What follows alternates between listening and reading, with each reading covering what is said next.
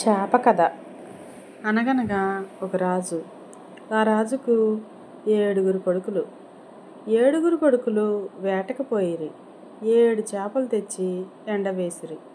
అందులో ఒక చేప ఎండలేదు. చేప ఎందుకు ఎండలేదు అంటే గడ్డిమోపు అడ్డం వచ్చింది అందంట.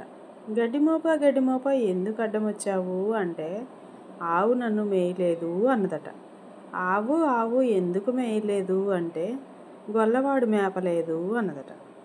గొల్ల ఎందుకు మేపలేదు అంటే అవ్వ బొవ్వ పెట్టలేదు అన్నాడంట.